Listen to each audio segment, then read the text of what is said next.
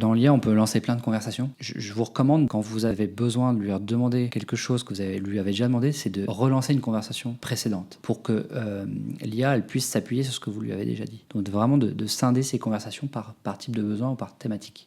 Le deuxième truc qui marche très très bien, c'est de lui préciser le type d'audience du contenu que tu es en train de produire. Je recommande d'aller encore un peu plus loin, c'est de lui expliquer pour ce type d'audience, dans quel contexte le contenu va être consommé. Par exemple, de lui dire que ce contenu, il a destination à être lu par une personne, un PDG par exemple, qui lira ce post entre deux réunions. Voilà, le PDG qui n'a pas le temps. Donc il va peut-être proposer des variations de texte qui seront beaucoup plus adaptées à cette personne-là. Et la troisième astuce, c'est quand tu le briefes, c'est de lui dire, avant de réaliser ce que je te demande, pose-moi les questions essentielles qui t'aideront à obtenir un résultat optimal. C'est exactement la même chose que tu ferais d'ailleurs avec un ou une collègue. Et ça, l'IA, elle est vraiment très forte parce que des fois, elle va te poser des questions pour améliorer le brief initial, le prompt initial, auquel tu n'avais jamais pensé. Et si tu es comme moi, que tu n'aimes pas avoir une liste de 5 questions d'un coup, tu peux lui demander de te les poser une par une, sous la forme d'une conversation. Et du coup, une fois qu'il a posé toutes les questions, tu verras que ton résultat il sera meilleur que si tu ne l'avais pas incité à te poser des questions. Ça marche du tonnerre aussi.